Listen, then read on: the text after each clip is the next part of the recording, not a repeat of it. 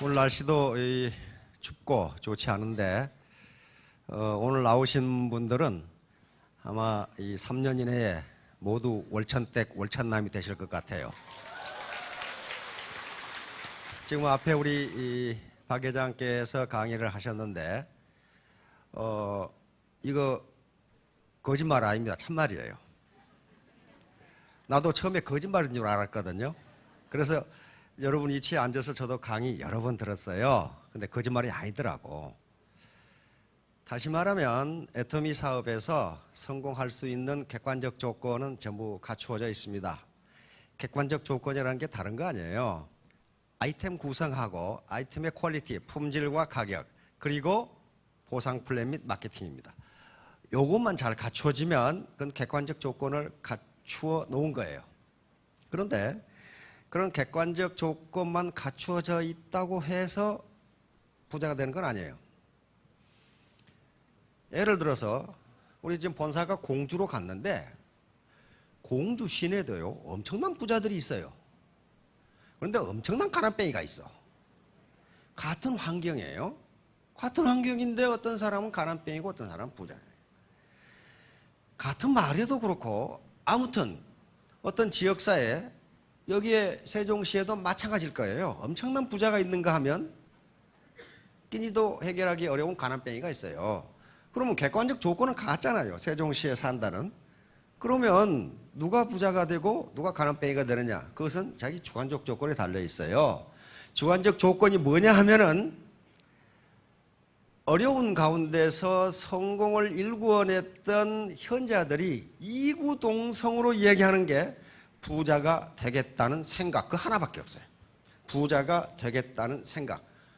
오늘 이렇게 날씨가 추운데 여기까지 오신 분들은 이미 결단을 하신 거죠. 그러면 적어도 3년 이내에 월천댁 월천남이 되십니다. 금방 아까 우리 박광길 회장께서 애터미는 지금 시작이다 그런 말을 했죠. 여기 이 고등학교를 다니신 분은 수학책, 수학 선생님 얼굴만 보면 그때부터 졸리기 시작하는 그런 분들이 대부분이실 거예요. 근데 그것은 졸리는 사람이 잘못 온 게 아니고 가르치는 분이 사실은 좀 재미없게 가르쳐서 그래요. 지수함수라는 게 있어요. 또는 로그 함수, y는 이퀄 로그 x. 이게 벌써 졸리기 시작하죠, 이제. 그런 거 모르셔도 되고, 이게 이렇게 됩니다. 이렇게 가다가 어느 순간에 이렇게 올라가요. 올라가다가 여기서 이렇게 꺾여요. 이렇게 생긴 함수가 있어요. 이게 애터미 사업하고 똑같아요. 여기 애터미 사업의 점근선 이쪽으로 계속 접근해요. 이걸 뚫고 지나가지를 못하게 이렇게 돼 있어요. 마케팅 시스템이. 이게 얼마냐 하면 이게 5천만 원이에요. 이게 5천만 원이에요. 그러니까 지금 앞에 아침에 리더들 쑥 나오셨죠? 이게 지금 현재 연봉 한 2억에서 8억까지 있거든요. 근데 왜 6억이 해야 되는데 8억이냐? 지금 아직 많이 안 나왔기 때문에 그래요. 궁극적으로는 지금 현재 이렇게 뚫고 지나가는 사람인데 나중에 이렇게 들어오도록 함수가 이렇게 돼 있어요. 그러니까 여기 계시는 분들이 3년 뒤에 지금부터 내가 반드시 성공해야 되겠다고 결심을 하신 분들은 3년 후에 여기 올라오신다 그 말이에요. 왜냐하면 이 사람들이 더 이상 소득이 올라가질 않아요. 소득이 올라가지를 않으니까 나누어주는 파이는 35% 법적으로 딱 정해져 있는데 여기 계시는 분들이 열심히 뛰면서 소득은 더 이상 올라가지 않으니까 어디로 가겠어요? 밑으로 간단 말이에요. 그렇게 돼 있어요. 그런데 여기까지 보세요. 여기까지가 제일 어려워요. 수당이 안 나와. 수당이 안 나와요. 여기가 오토 판매사예요. 오토 판매사가 여기까지 가는데 그런데 티핑 포인트라는 게 있습니다. 티핑 포인트. 우리말로는 임계점이라고도 하고 임계점, 그럼 임계량, 임계상황 이렇게 이야기하는데 어떤 물리 현상이 갑자기 바뀌는 순간을 티핑 포인트라고 그래요. 예를 들면 자전거를 타고 언덕을 올라가요. 그런데 언덕을 올라갈 때까지는 어떻게 됩니까?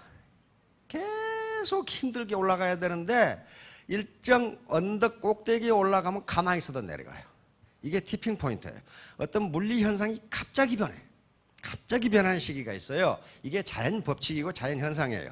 예를 들면 일기압에서 물을 끓이는데 99도까지는 끓지 않습니다. 0도에서 99도 올라갈 때까지는요, 물이 끓지를 않아요. 거기서 1도가 올라가면 끓어요. 이 1도가 뭐예요? 이게 티핑 포인트예요. 딱 그 순간에 끓어요. 그러니까 0도에, 여기 0이거든요. 0에서 99까지는 끓지를 않아요. 아무 물리 현상이 바뀌질 않아.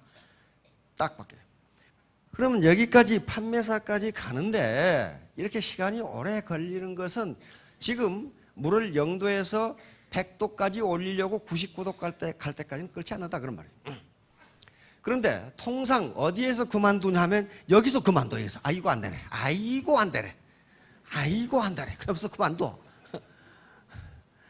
이걸 에디슨이 이야기한 거예요. 에디슨이 뭐라고 그랬냐 하면은 사람들은 포기했을 때 그가 얼마나 성공에 가까이 있는지를 알지 못한다. 가까이 갔는데 포기해버려요. 그러면은 여기서 이제 얘기가 티핑 포인트니까 오토 판매사가 되면은 이게 자기 힘으로는 절대 안 돼요. 밑에 소비자 군단, 밑에 파트너들이 밀어 올리는 거예요. 자기 혼자 어떻게 힘을 해요? 자기가 가기 싫어도 밀려 올라가. 엊그제 그저 석세스에서 스타마스터 된 분이 있죠? 스타마스터 된 분은 자기가 된지도 몰랐어. 그래가지고 내가 왜 그거 해야 되냐고 말이지. 왜 그랬더니 나보고 나가서 마이크 잡고 이야기하라는 거 아니야. 나는 이야기 절대 못해. 그래가지고 안 한다고 말이지. 자기도 몰랐어. 그런데 밑에서 워낙 매출이 많이 올라가는 바람에 자기도 모르고 있다가 회사에서 스타마스터 됐다고 알려주니 그때서 알아가지고 스폰서 찾아가지고 나보고 왜 그런 거 하라고 그래. 그렇게 된 거예요. 그러니까 여기까지 열심히 했어요. 밑에서 밀어 올리는 거예요. 밑에서 밀어 올려요. 그러면 여기서 어떻게 돼요? 폭발적으로 늘어요. 이렇게. 폭발적으로. 그리고 그러다가 이제 샤오른 스타쯤 되면은 여기서부터는 어떻게 돼요? 다시 티핑 포인트가 다시 시작돼요. 여기까지는 어떻습니까? 기울기가 매우 급한데 여기서는 다시 이렇게 스무스하게 이쪽으로 와요. 갑자기 올라가는 게 아니에요. 이제 그러면 강의 다 끝났네. 나는 2014년에 반드시 성공해야지. 그거 하면 강의 다 끝난 거예요. 왜냐하면 객관적 조건은 갖춰져 있으니까 주관적 조건, 나의 결심, 이것만 남아있어요. 그것을 자기 충족적 예언이라고 합니다. 자기가 말한 대로 이루어진다. 또는 피그말리온 효과라고 이게 국민학교, 초등학교 교실에서 실험이 됐죠. 저 실험에서 실증적으로 그렇다는 게 증명이 됐단 말이에요. 그래서 그것을 피그말리온 이펙트, 피그말리온 효과. 여기 지금 교사분들이 굉장히 많아요. 교장 선생님도 계시고, 내가 교육학 시간에 배운 얘기네. 바로 그거예요. 그러니까 내가 부자가 된다고 생각하면 된다. 그러니까 이걸 자기가 생각하는 것이 사실이냐 아니냐하고는 관계가 없다. 그 생각한 대로 이루어진다. 그렇게 돼 있어요. 자기가 믿는 대로 이루어진다. 예를 들면 두 부부가 있어요. 잠시 동안 부부관계라고 합시다. 엄청난 미인이신데 이거 좀 기분이 좋으시죠? 아무 이유 없이 부인이 어떻게 생각하냐 하면은 우리 남편이 나를 사랑하지 않는지도 몰라 이렇게 생각했어요. 괜히 심심해가지고 그래가지고 남편을 시험하기 시작해. 틱틱 했었고 사랑하는지 안 하는지. 당신 나 사랑해? 안 하지? 뭐 이런 식으로. 그러면 남편이 처음에 머쓱 해가지고 이 여자가 왜 이러나? 그러다가 남편의 태도가 이상해지니까 맞아, 내 추측이 맞아 이렇게 가는 거야. 그러면 남편은 어떻게 되겠어요? 이 여자가 변했구만. 그러면서 점점 마누라하고 멀어져. 결국 어떻게 됐습니까? 부인이 남편이 나를 사랑하지 않는지도 몰라. 이게 현실로 나타난다는 거예요. 서로 관계에서 이해를 쑥 들면서 모든 현상이, 사회 현상이 다 그렇다. 이게 피그말리온 효과고 자기 충족적 예언이에요. 자기가 생각한 대로 행동한다는 거예요. 그러니까 객관적 조건은 갖추어져 있으니 내가 부자가 되겠다고 하는 생각만 하면 된다. 상리공생입니다. 뮤추얼 심바이오시스인데 내년이 갑오년이죠. 갑오년은 청마의 해입니다. 청마. 신문에 보니까 갑오년은 청마의 해. 그래서 아무 설명이 없어. 왜 청마의 해인지. 과거에 지금처럼 뭐 1900 몇 년 이런 것이 없을 때에는 십간 12지를 가지고 연수를 만들었어요. 십간이라는 게 갑을, 병정, 무기, 경신, 임계라는 하늘을 나타내는 10가지가 있습니다. 갑, 을, 병, 정, 무, 기 12개인데 해는 어떻게 하냐면 이렇게 가는 거예요. 갑자, 을축, 병인, 정묘 이렇게 갑자, 을축, 병인, 정묘, 무기, 경신 이렇게 쑥 나가는 거예요. 그런데 이게 그러면 이게 10개고 이게 12개니까 언제 다시 갑자가 오느냐 하는 거예요. 그렇죠? 갑자. 이것은 10가 12의 최소 공배수가 얼마냐를 보면 돼요. 이건 중학교 수학인데 또 골차퍼지죠. 중학교 다 선생님이 최소 공배수라고 그랬던데. 에? 최소 공배수가 얼마냐를 보면 돼요. 얼마입니까? 60. 60년 만에 딱 다시 61년째 딱 돌아와요. 이것을 해갑이라고 그럽니다. 해갑. 갑자가 다시 돌아왔어. 또는 환갑. 환갑이라고 있죠? 환갑. 환갑이라고. 그러니까 내년에는 어떻게 되느냐 하면은 갑 5가 돼요. 이렇게 간 거예요. 금년에는 뭐가 됐습니까? 개사년이죠. 여기 끄트머리에서 요 개사년 뱀했단 말이야. 그러면 어째서 금년을 내년을 신문에서는 청마의 해, 청마, 블루호스의 해 그렇게 이야기하느냐 하는 거예요. 이렇게 5행으로 목화토금수로 나누는데 이것은 무슨 원소 얘기가 아닙니다. 기후 움직임을 목화토금수로 하는 건데 목에 해당하는 게 갑을이에요. 갑을, 병정, 무기, 경신, 임계 이렇게 됐잖아요. 갑이 목이에요. 그런데 요것을 보면 여기에 뭐가 들어있냐면은 요 목에 해당하는 게 생성, 봄, 동, 청이 들어있어요. 청색이에요. 청색. 그래서 5는 말띠니까 청마가 되는 거예요. 청마. 갑오년이 청마가 되는 거예요. 내년에는 뭔가 만들어내는 해입니다. 생성하는 해야. 이것이 맞느냐 틀리냐는 문제가 아니고 내가 그렇게 생각하면 그렇게 된다는 거예요. 이제 추운 겨울이 다 하고 내 인생 겨울은 끝났다. 그렇게 생각하시면 돼요. 내 인생 겨울은 끝났다. 지금까지 고생했는데 안 되신 분은 이제 2014년 청마의 해는 내 인생 봄이다. 시작이다. 라고 생각하시면 그게 봄이 된다니까요. 결론적으로 2014년 갑오년 모든 분들이 청마처럼 활기차게 그리고 어둠을 걷어내고 밝은 아침을 맞는 것처럼 자신의 목표를 달성하고 인자한 마음으로 큰 덕을 베푸는 한 해가 되었으면 합니다. 그러면 틀림없이 크게 성공하실 겁니다. 청마처럼 힘차게 뭡니까? 날개를 달고 그리고 혼자 뛰어서는 안 되고 같이 함께 뛰는 갑오년. 그래서 큰 성취를 이루시기 바랍니다. 이게 청마라는 시인이 있어요. 유치원. 지금 연세가 좀 드신 분들은 고등학교 국어 교과서에 청마 시가 여러 편이 나옵니다. 깃발이 나오고 바위가 나오고 사랑하였으므로 행복하였네라 이게 나오고 그리고 이영도 시인과 이호우 시인의 시는 지금도 나와요. 그리고 젊은 사람들한테 물어보니까 지금도 청마 시가 나온답니다.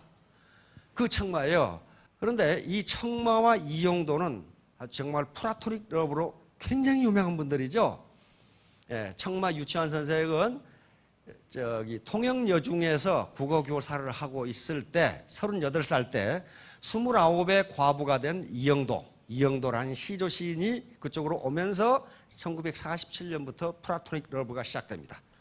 1947년부터 청마가 타계할 때까지 67년까지 20년간 이영도 시인에게 보낸 편지가 5천여 통이 지금 남아 있으니까 6.25 때까지 쓴 건 다 없어지고 6.25 이후에 쓴 게 5천여 통이 남아 있으니까 여러분들 첫사랑을 생각하면서 한번 가만히 생각해 보세요. 나는 편지를 몇 통이나 보냈던가? 나는 편지를 몇 통이나 받았던가? 지금도 이 청마 때문에 청마와 그 다음에 이영도 2호, 오빠가 2호인데 지금도 중고등학교 교과서에 그 시가 나오는, 시조가 나오는 그 시인들입니다. 그리고 부산 중앙동 우체국에서 5천 통을 보냈으니까 지금도 그 우체통이 남아 있어요. 그 우체통을 보관하고 있고 지금도 연인에게 거기에다 편지를 집어넣어주면 6개월 후에 그 연인에게 전달해 준답니다. 그 우체통이 있어요. 이게 지금 청마 유치한 선생이고 정운 이영도 선생입니다. 아주 재능도 뛰어나고 아주 절세 미인에다가 품격까지 갖춘 그런 여류 시조 시인이었어요. 황진이 이후에 최고 시조 시인으로 그렇게 평가를 받고 있고 그런 분입니다. 그래서 청마는 통영군이니까 통영에 청마 시공원이 있고 요 두 분은 이호우하고 뒤에 이호우가 나오는데 이영도 씨는 대구 옆에 청도군이라고 있죠. 그 청도읍에 공원이 있습니다. 온우이 시비공원 이렇게 되어 있어요. 제목 깃발 청마 유치환. 이것은 소리 없는 아우성, 저 푸른 해원을 향하여 흔드는 영원한 노스탈지아의 손수건. 순정은 물결같이 바람에 나무끼고 오로지 맑고 고운 이념의 표대 끝에 애수는 백로처럼 날개를 펴다. 아, 누구던가 이렇게 슬프고도 애달픈 마음을 맨 처음 공중에 달 줄을 안 그는. 청마가 1967년 경남여고 교장을 하실 때 갑자기 교통사고로 돌아가십니다. 그 후에 이영도 선생은 5천여 통의 연애편지 중에서 200통을 골라서 책을 내는데 우리 고등학교 때 안 사본 놈이 없어요. 책 제목이 사랑하였으므로 나는 진정 행복하였네라 라는 제목으로 나왔어요. 바로 청마 유치환이 이영도 시인을 생각하면서 쓴 시입니다. 좀 힘차게 내가 청마다 그리고 옆에 앉은 분이 정운 이영도다 그렇게 생각하시고 행복 청마 유치환. 사랑하는 것은 사랑을 받는 이보다 행복한 아니다. 오늘 또 나는 에메랄드빛 하늘이 훤히 내다보는 우체국 창문 앞에 와서 너에게 편지를 쓴다. 행기를 향한 문으로 숱한 사람들이 제각기 한 가지씩 생각에 족한 얼굴로 봐선 총총히 우표를 사고 전부지를 받고 먼 고향으로 또는 그리운 사람께로 슬프고 즐겁고 다정한 사연들을 보내나니 세상의 고달픈 바람결에 시달리고 나부끼어 더욱더 의지삼고 피어 헝클어진 인정의 꽃밭에서 너와 나의 연분도 한 방울 연연한 진홍빛 양귀비 꽃일지도 모른다. 사랑하는 것은 사랑을 받는 이보다 행복하나니라. 오늘 또 나는 너에게 편지를 쓰나니 그리운 이여 그러면 안녕. 설령 이것이 이 세상 마지막 인사가 될지라도 사랑하였으므로 나는 진정 행복하였네라. 자기 첫사랑을 생각하면서 감상하시기 바랍니다. 일반적으로 성공을 IQ가 결정하느냐 EQ가 결정하느냐 하는 문제를 가지고 학자들이 많은 연구를 한다고 그랬죠. 근데 IQ보다는 EQ, 이런 감수성, 감성이 풍부한 사람이 성공한다.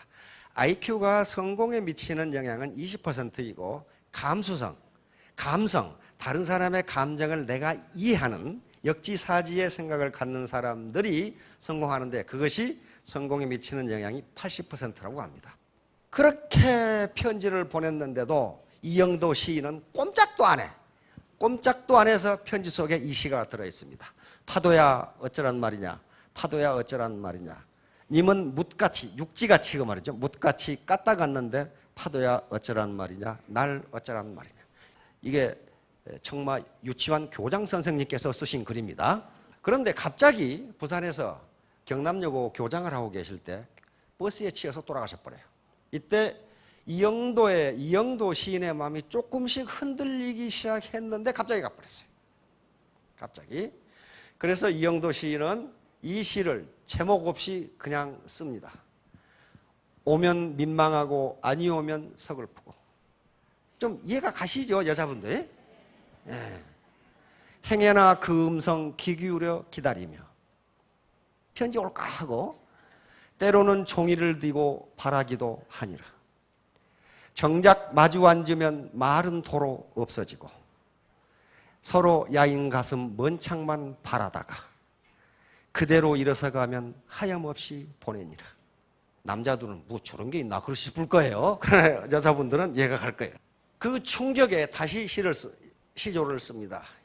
서울로 이사를 가버리고 부산에서 살다가 뭐라고 썼냐? 너는 저만치 가고 나는 여기 섰는데. 이해가 가죠? 청마가 갑자기 가버렸어요. 손 한 번 흔들지 못한 채 돌아선 하늘과 땅. 한 사람은 땅에 있고 한 사람은 하늘에 있죠. 설명을 해니까 겨우 아신 분들도 계시죠? 어? 예모는 사리로 맺혀 푸른 돌로 굳어라. 이 시조를 청마가 죽었을 때 썼습니다. 그리움. 생각을 멀리하면 잊을 수도 있다는데 고된 사름에 잊었는가 하다가도 가다가 울컥 한 가슴 밀고 드는 그리움. 아마 지금 첫사랑 생각한 사람이 많을 텐데 부인과 남편에게는 당신이 첫사랑이었다고 그렇게 이야기했어요. 안 그러면 또 무지하게 싸울 테니까. 그대 그리움이 고요히 젖는 이 밤 한결 애로움도 보벤양 오붓하고 실실이 푸는 그 사연 장지밖에 듣는다. 계속 그 사연이 나오죠 이제. 예. 아무 말도 대꾸도 않고 편지도 안 보내다가 갑자기 가버렸어 이분이. 마음이 슬슬 움직이기 시작했는데 다스려도 못 여밀 가슴속을 알알 익은 고독 기어이 터지는 추청 한 자락 가득 구름도 추녀 밑에 머문다. 그 애련한 마음이 느껴지죠. 느껴지지 않는 분은 마음이 지금 돌 같은 분들이니까 좀 녹이세요. 무지개 여인 그 세월 덧없는 사름임에 남은 1월은 비단수로 새기고죠. 오매로 어리는 꿈에 눈부시는 무지개. 전부 이런 시조를 쓰게 됩니다. 이별. 정작 너를 두고 떨쳐가는 이 길인데 영호 천리를 구비마다 겨운 봄빛 산천이 뒤져갈수록 다가드는 처우니 산천이 뒤져갈수록 점점 헤어지는 거리가 멀어질수록 뭐가 느껴진다고요? 체온이 느껴진다. 굉장히 어떤 반어적인 표현을 썼죠. 한 분은 하늘에 한 분은 땅에 있는데 그 체온이 이제 느껴지는 거예요. 요건 이제 이호우 시인입니다. 이 오빠예요. 오빠인데 지금도 교과서에 실려 있습니다. 이분이 지금 청도분이니까 낙동강가에 있죠. 낙동강 빛나루에 달빛이 푸릅니다. 달빛이 푸르다고 느껴보셨어요? 하버드 대학에서 창의성 개발에 가장 좋은 것은 무엇인가? 결론이 뭐라고 났냐면은 문학과 예술 그렇게 나왔어요. 문학과 예술. 왜냐하면 문학과 예술은 상상의 세계를 펼쳐갑니다. 현실 세계를 이야기하는 게 아니라 그래서 가장 창의성을 높이는 것이 문학과 예술이다. 그래서 아이비리그 대학에서는 고전 200권을 반드시 있게 해요. 무엔지 그리운 밤 지향 없이 가고파서 흐르는 금빛 노을에 배를 맡겨 봅니다. 이게 교과서에 실린 시입니다. 이제 이호우 시인의 살구꽃 핀 마을. 이것도 가만히 자기 고향 마을을 한번 생각해 보세요. 고향에 살구꽃 핀 마을은 어디나 고향 같다. 그런 분들 계시죠? 어디나 고향 같다. 만나는 사람마다 등이라도 치고 지고 어이 자네 오랜만일세 이렇게 네 집을 들어서면 반겨 아니 맞으리. 바람 없는 밤을 꽃그늘에 달이 오면 술 익는 초당마다 정이 더욱 익으리니. 술보다 우리 조동탁 조지훈 시인의 술 익는 마을마다 저녁 타는 저녁놀 이렇게 나오죠. 나그네 저무는 날에도 마음 아니 바빠라. 다 인심이 좋고 재직 같으니까 마음이 바쁠 턱이 없죠. 살구꽃을 보고 살구꽃 마을 핀 마을을 보고 이렇게 읊었습니다. 다스로가 저는 기와집 같지만은 문화재입니다. 아무나 손댈 수가 없어요. 두 시인이 살았던 집이기 때문에 문화재로 등록이 돼서 지금 현재 청도군에서 관리하고 있는 근대문화유산입니다. 예? 자, 이제 공생입니다. 드디어 이제서 공생이 나오네. 공생, 문자 그대로 심바이오시스, 함께 살아간다. 지금까지 다윈의 진화론, 생물 진화론이 학계를 풍미하면서 자연 생태계는 약육강식, 생존 경쟁, 적자 생존 또는 자연 도태, 자연 선택 이런 것들이 자연계를 지배한다 이렇게 인식되어 있어요. 그런데 학자들의 연구가 계속되면서 자연은 약육강식이 아니고 공생한다는 게 결론입니다. 공생하지 않고 만약에 약육강식 생장 경쟁만 벌어졌으면 자연은 지금쯤 멸망하고 없다는 거예요. 그런데 이런 다윈주의, 다윈의 생물 진화론을 사회로 끌어온 게 허버트 스펜서라고 하는 영국의 철학자입니다. 사회도 유기체로서, 초유기체라고 그랬어요. 초유기체로서 진화한다. 마치 생물 진화처럼 진화한다. 이렇게 해가지고 요것이 이제 열강 19세기 말 20세기 초에 열강들이 후진국을 개발도상국을 침략해서 식민지로 삼는 이론적 근거가 요거예요. 진화론이에요.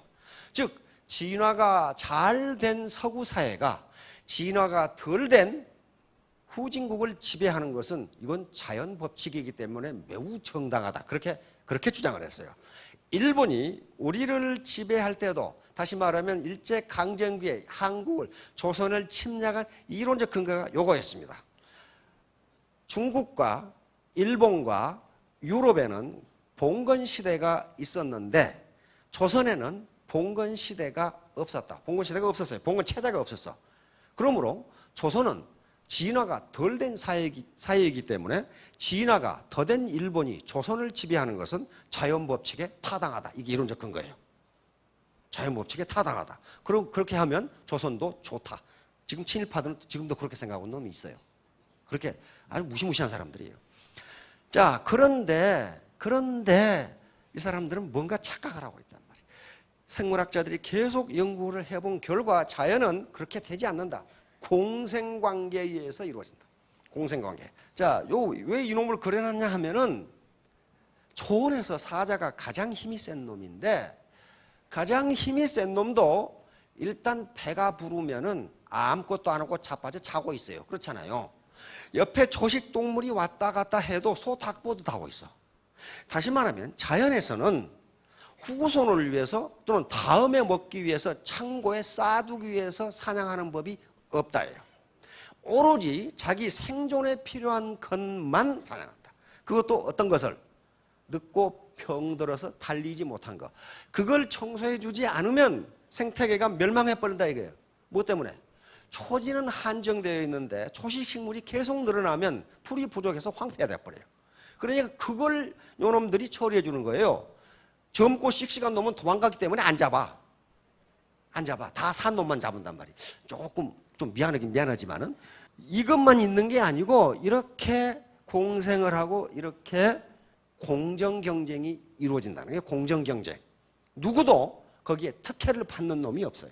특혜를 받는 놈이 없다. 학자들은 생태계의 기본 메커니즘은 공생이다. 이런 결론에 도달합니다. 그래가지고 이게 이제 우리 사회가 지금 공생이 필요한데 신자유주의가 들어오면서 빈익빈부, 이게 세계적인 현상이란 말이에요. 이 현상이 지금 나타났단 말이에요. 그러니까 지금 미국에서도 월가를 점령하는 시위 1% 대 99%, 영국에서의 폭동, 이게 지금 자본주의 선진국들이에요. 여기서 이런 현상이 나타난다는 것은 우리 사회에 그렇게 하지 말라는 법이 없어요. 그렇게 되면 어떻게 됩니까? 공생이 아니라 공멸해요. 공멸. 한꺼번에 죽어요. 약육강식이 자연법칙이 아니고 공생이 자연법칙이다. 공생. 바로 애터미 사업도 공생입니다. 나 혼자 성공해야지. 절대 성공 못해요. 못합니다. 같이 해야지. 그러면 같이 돼요. 이제 공생의 조건이 있는데요. 토마스 홉스라는 사람이 리바이어던이라는 책이 있습니다. 리바이어던은 어떤 괴물이야. 이 성경 욥기에 나오는 괴물 이름입니다. 이 사람은 국가를 리바이어던이라고 그랬어요. 다시 말하면 모든 인간은 자유와 인권을 가지고 있는데 모든 사람들이 자기 자유만 찾다 보면 다른 사람의 자유를 침범할 수가 있다는 거예요. 그러면 법과 질서, 제도를 만들어서 그런 자기 이기주의적 행동을 못하게 만드는 기구를 만들어야 되는데 이게 국가다. 국가가 그런 일을 해줍니다. 조직도 마찬가지예요. 조직 속에서 모든 사람들이 이기적 행동을 하면은 한꺼번에 죽는 공멸 현상이 나타난다는 거예요. 그래서 조직에는 반드시 규정과 그리고 제도가 있습니다. 그걸 지키지 않을 때는 제재를 가하지 않으면 조직이 공멸한다는 거예요. 학자들은 자연 생태계는 생존 경쟁이 아니라 공생에 의해서 이루어진다. 이런 결론을 내린 게 무슨 도덕주의에 따라서 그렇게 한 것이 아니고 이건 과학자들이 하는 결론입니다. 그런데 이 공생관계에는 통상 상리공생, 편리공생, 편해공생, 기생 이렇게 나눕니다. 자, 상리공생은 문자 그대로 서로 이익이 되는 공생이야. 서로 이익을 주고받는 공생. 이 현상이 거의 지구를 지배합니다. 다시 말하면 연구를 해보니까 어떤 자료에 따라서는 80%, 70% 그랬는데 나무 있죠, 나무. 나무에 거의 지구상에 있는 70% 이상의 나무에는 균근이라는 뿌리가 있어요. 나무 그 뿌리 보면은 이거 볼록 튀어나온 데 있죠. 거기에 균이 들어있어요. 그런데 모든 거의 대부분의 나무에 요게 들어있는데 이 균근이 나무 뿌리보다 더 가늘어요. 가늘어가지고 멀리 뻗어나가가지고 나무가 흡수하지 못하는 무기질을 흡수해서 나무에 제공해줘. 그러니까 나무 뿌리는 이 균하고 같이 공생하는 거예요. 그러면 균은 뭔가 받아야 될 거 아니에요. 균은 햇빛이 비치면 죽어버리니까 땅속에 있어야 돼. 그런데 광합성에 의해서 들어오는 양분을 먹어야 된다고. 그러니까 나무가 광합성을 해서 이 균에게 나눠주는 거예요. 요게 지상에 있는 나무의 70% 이상이라는 걸 확인했어요. 그러니까 어때요? 미생물과 식물이 어떻게 합니까? 공생을 하고 서로 주고받는 관계로 공생을 해요. 그런데 거의 모든 세균, 인간을 비롯해서 모든 동물들의 피부와 장 속에는 세균이 있어요. 그렇죠? 세균도 보통 많은 게 아니에요. 그 세균과 어떻게 합니까? 상리공생을 해요. 서로 이익을 주고받아요. 우리 내장에 좋은 세균 많죠? 우리 뭡니까? 유산균이 그 역할을 해준단 말이에요. 여기에 해로운 균도 있으니까 우리 피부에도 그 세균이 없으면 얼굴이 이렇게 아름답지가 않답니다. 그 무슨 세균이 그러냐? 근데 세균이 땀구멍으로 나오는 그 피지를 먹어줘야 땀구멍이 제대로 숨을 쉰답니다. 그걸 먹지 않으면 막혀가지고 얼굴이 푸딩딩이거니 그렇게 된대요. 그러니까 인간과 세균 모든 동물이 서로 공생하는 거예요. 세균은 여기서 영양분을 먹고 그 대신 땅구멍 청소를 해주고. 공생을 어떻게 하냐면 다른 종의 동물과 식물, 식물과 식물, 동물과 미생물, 식물과 미생물 서로 전부 공생을 하는 거예요. 공생을. 악을한 놈이 입만 닫아버렸다 하면 요놈은 골로 가죠. 그렇게 안 해. 절대로 그렇게 안 한답니다. 왜? 공생관계니까. 악어는 손가락이 없어가지고 자기 이 사이에 낀 찌꺼기를 빼낼 수가 없어. 근데 악어새가 빼줘. 그렇죠? 악어새는 그 대신 뭘 얻습니까? 먹이를 얻잖아요. 먹이를.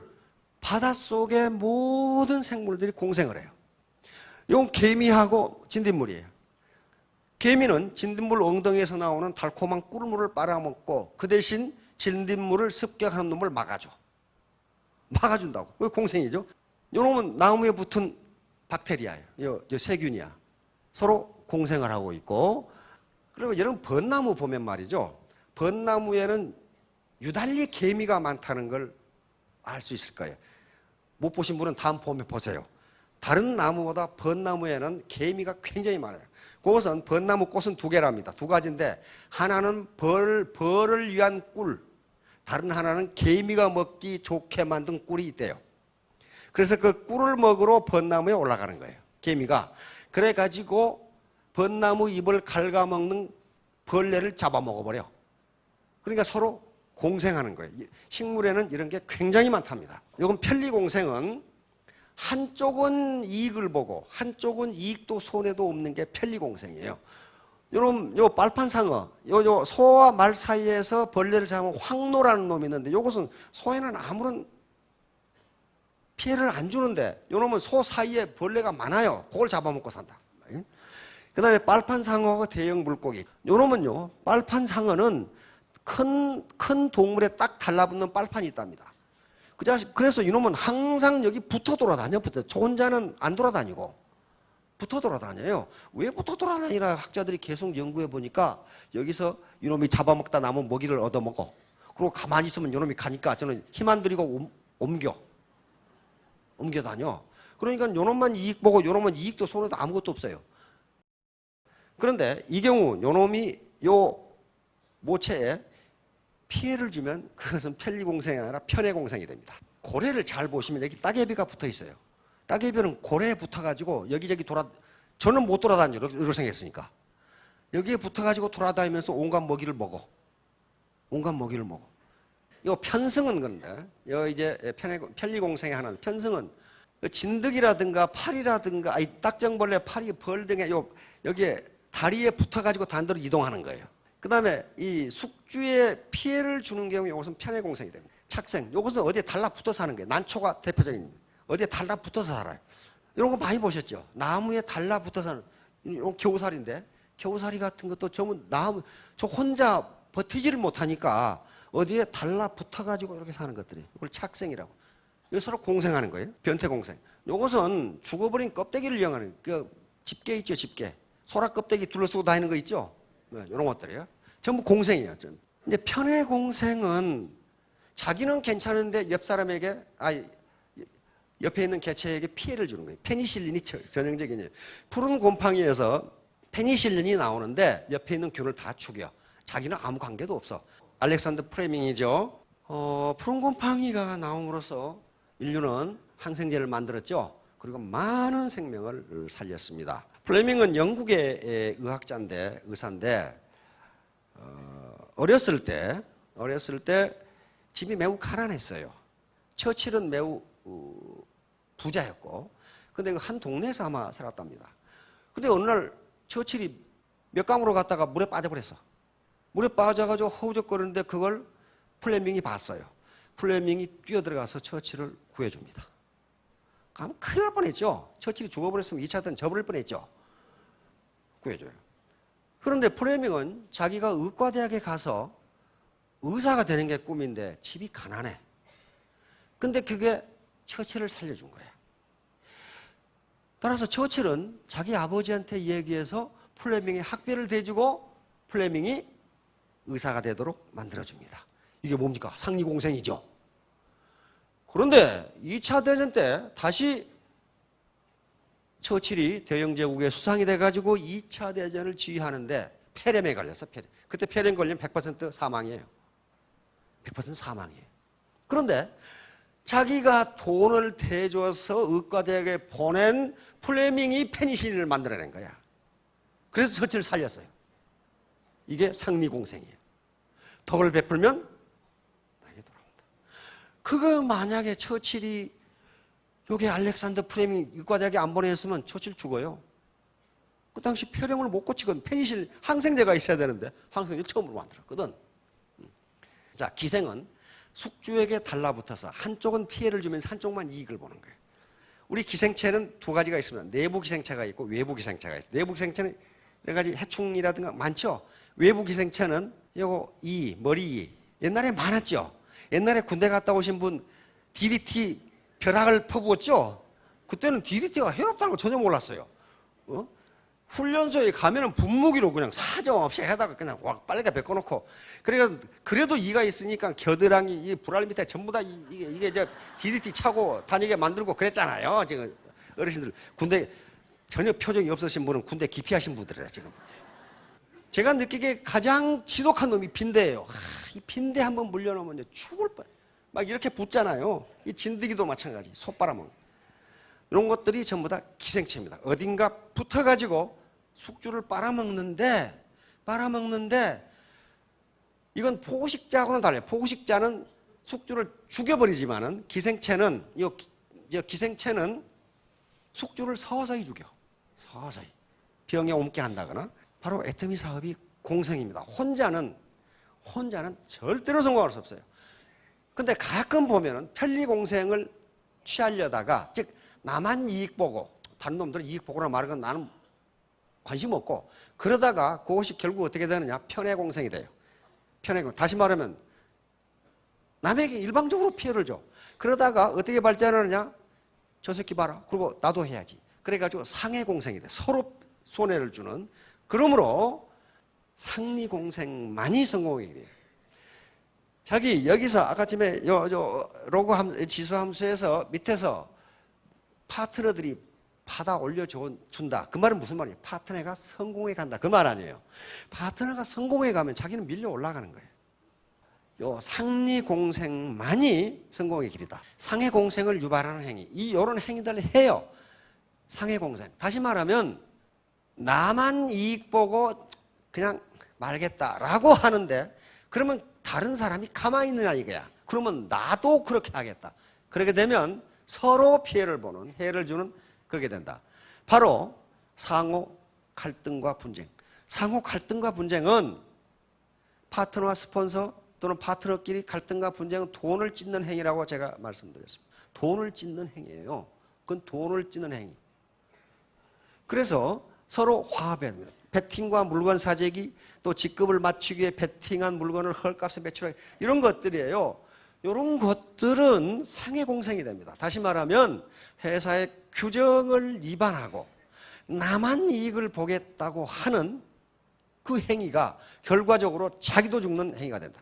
말을 함부로 해가지고 상대방 가슴에 못질을 하는, 그 다음에 지가 무슨 말이지, 무슨 이 조폭 두목처럼 이렇게 다루는, 그 다음에 걸핏하면 내 저 친구 보기 싫어서 단대로 가야지, 짐 싸가지고는.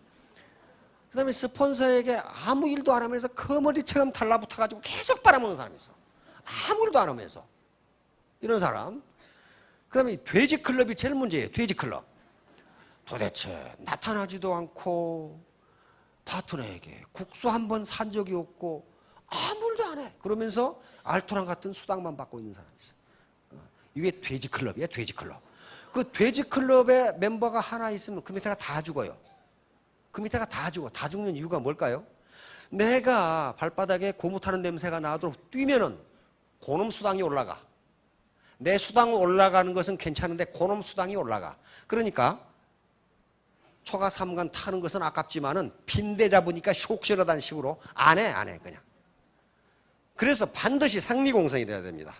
서로 이익을 주는 공생이 돼야지. 그래야만 성공할 수 있어요. 자, 그러면 이제 상해공생을 방지를 해야 되는데, 상해공생, 우리 애터미의 특징은요, 세계 어느 다단계 이 네트워크 마케팅과 다른 특징이 진입비가 없다는 거예요. 자기가 사업을 하고 싶으면 하고 회원이 되고 싶으면 되고 말고 싶으면 말고 비용 부담이 없기 때문에 진입 자유가 있어요. 진입, 프리 엔트리예요. 자유로 들어오기 때문에 각양각색의 사고방식과 경력을 가진 사람이 들어와요. 그래서 여기에 엄격한 룰을 적용하지 않으면요, 잘못하면 상해공생이 될 가능성이 있습니다. 그래서 적용하는 원칙이 티포텟이에요. 티포텟은 영어로 과거 냉전 시대에 국제 정치학에서 가장 많이 쓰는 방법입니다. 지금 이스라엘이 쓰고 있는 방법이에요. 우리는 탁 친다 그러는데 미국 사람들은 티 친다 그래요. 그러니까 상대방이 치면은 나도 친다 그런 말이에요. 근데 여기에 네 가지 원칙이 있습니다. 처음에는 무조건 협력한다. 무조건 믿어. 내 파트너니까 믿어요. 우리 스폰서니까 믿어. 그런데 배반을 해. 배반을 한다는 것은 규정을 위반을 해. 야, 너 배팅 쳐. 이러는 경우 반드시 응징한다. 이건요, 100만 번의 프로그램을 돌려가지고 미국에서 엑셀러드 교수라는 분이 실험을 해봤어요. 실험을 해봤더니 이 방법이 가장 좋다요. 이 방법이 가장 좋다.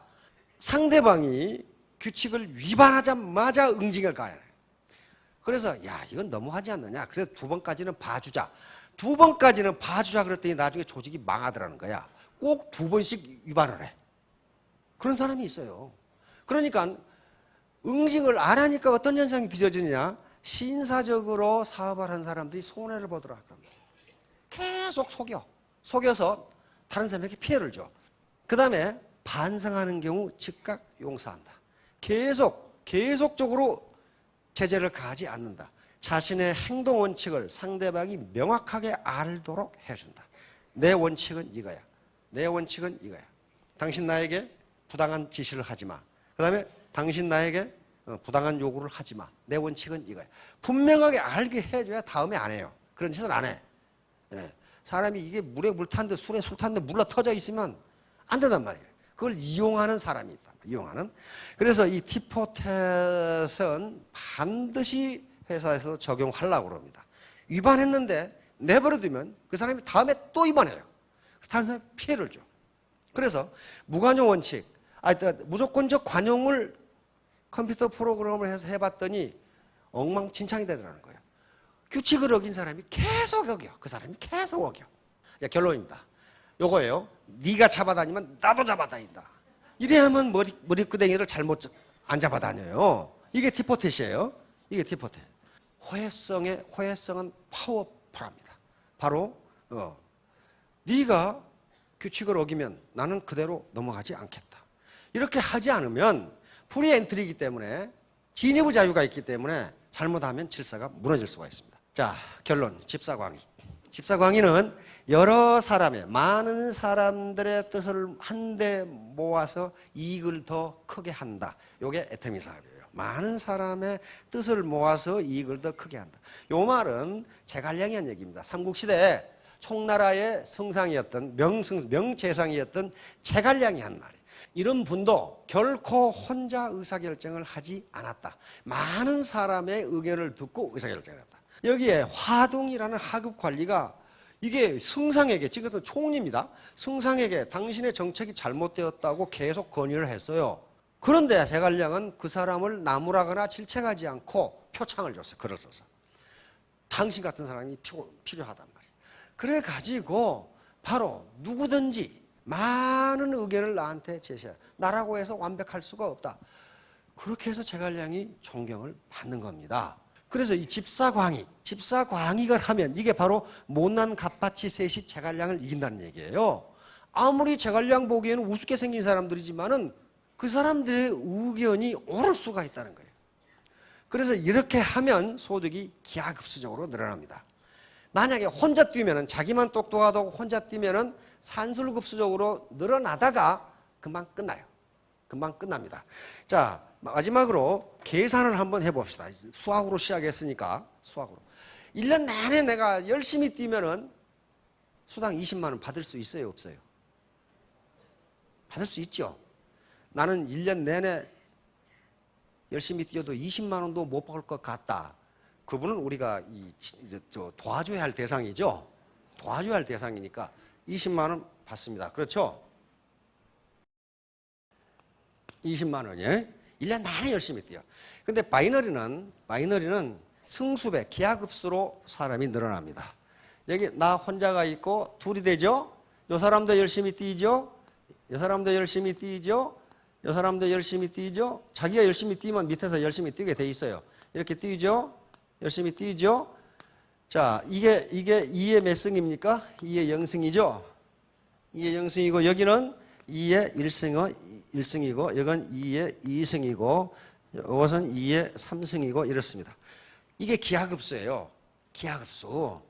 그러면 내가 지금 금년에 열심히 뛰어서 여기서 약간 이리 와가지고 여기 왔어요. 그러면 이게 기하급수로 늘어나니까 다음 해에는 얼마가 됩니까? 다음 해도 그렇게 뛰었어. 40만. 2년 됐는데 40만 원. 에이고 그만두자. 그러면 여기서 끝나는 거죠. 3년 되면 어떻게 됩니까? 80만 원. 4년 되면 160. 이거 못 먹고 살죠. 5년 되면 이제 겨우 차비 나오죠. 근데 이때 끝내. 통상 이때 끝내요. 6년 되면 640. 7년 되면 1280. 기하급수는요, 시간이 지날수록 커져요. 처음에는 잘 안 나타나요, 기하급수는. 8년 되면